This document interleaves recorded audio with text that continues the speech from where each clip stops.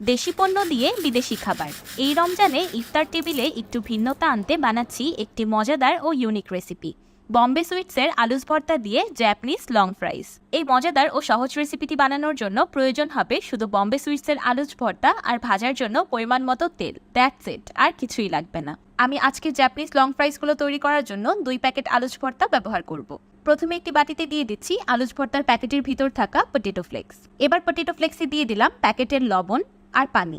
এবার হাতের সাহায্যে সবকিছু একসাথে খুব ভালোভাবে মিক্স করে নেব। আরেকটি আলাদা বাটিতে নিয়ে নিলাম প্যাকেটের ভিতর থাকা পেঁয়াজ বেরেস্তা আর লাল শুকনো মরিচ। এবার পেঁয়াজ বেরেস্তা আর শুকনো মরিচ হাতের সাহায্যে খুব ভালোভাবে ম্যাশ করে গুঁড়ো করে নেব। মাশাআল্লাহ, পেঁয়াজ বেরেস্তা আর শুকনো মরিচগুলো এতটাই ক্রিস্পি, খুব ইজিলি গুঁড়ো হয়ে গেল। এবার অ্যাড করে দিলাম প্যাকেটের ভিতর থাকা সরিষার তেল। এবার এই মশলাটা ম্যাশ করে রাখা আলুর উপর ঢেলে খুব ভালোভাবে মাখিয়ে নেব। তো তৈরি হয়ে গেল ইনস্ট্যান্ট আলু ভর্তা। এবার এই আলু ভর্তায় দিয়ে দিলাম 3 টেবিল চামচ কর্নফ্লাওয়ার। এবার কর্নফ্লাওয়ার আলু ভর্তার সাথে খুব ভালোভাবে মাখিয়ে একটি স্মুথ ডো তৈরি করে নেব। কর্নফ্লাওয়ারটা এখানে বাইন্ডিং এর কাজ করবে। এবার চপিং বোর্ডের উপর নিয়ে নিলাম একটি বেকিং পেপার।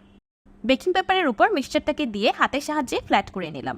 এবার উপর থেকে আরেকটি বেকিং পেপার দিয়ে ডোটিকে সমানভাবে বেলে নেব। পুরুত্বটা ঠিক এমন হবে না খুব বেশি মোটা না খুব বেশি পাতলা। এবার আমি ডোটাকে ডিপ ফ্রিজে রেখে দিচ্ছি 10 মিনিটের মতো। এই 10 মিনিটে ডোটা খুব ভালোভাবে শক্ত হয়ে যাবে আর ফ্রাইসগুলো কাট করতে ইজি হবে। এবার লম্বা লম্বা করে জাপানিজ লং ফ্রাইসগুলো কেটে বের করে নিচ্ছি। একদমই সিম্পল প্রসেস, তাই না? বম্বে সুইটসের আলুস ভর্তা থাকার কারণে ইফতারের জন্য এরকম অনেকগুলো রেসিপিস অল্প সময়েই বানানো যাবে। সময় বাঁচবে, কষ্ট কমবে, আর এই রমজান মাসে ইবাদত করার অনেক টাইম পাবেন। সবগুলো ফ্রাইস খুব সুন্দরভাবে কাট করা হয়ে গিয়েছে। এবার এগুলো ভাজার পালা। ফ্রাইসগুলো ভাজার জন্য আমি একটি প্যানে পরিমাণ মতো তেল দিয়ে গরম করে নিয়েছি। এবার গরম তেলে মিডিয়াম আঁচে গোল্ডেন ও ক্রিস্পি হয়ে যাওয়া পর্যন্ত ভেজে নিলেই তৈরি হয়ে যাবে আমাদের জাপানিজ লং ফ্রাইস। একদমই কুইক, ইজি অ্যান্ড ইয়াম্মি একটি ইফতার রেসিপি। ইফতারের টেবিলে নতুন স্বাদ যোগ করতে এই ঝাল ঝাল মুচমুচে জাপানিজ লং ফ্রাইসগুলো হতে পারে একটি নিউ এডিশন।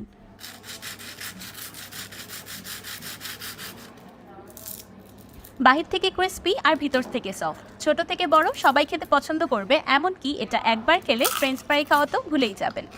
তাই এই রমজানে আপনারাও ট্রাই করে দেখুন বম্বে সুইটসের আলুস ভর্তা দিয়ে শেফ ইশিকা স্টাইল এই সহজ ও সুস্বাদু রেসিপিটি। সবাইকে রমজান মোবারক। আল্লাহ হাফেজ।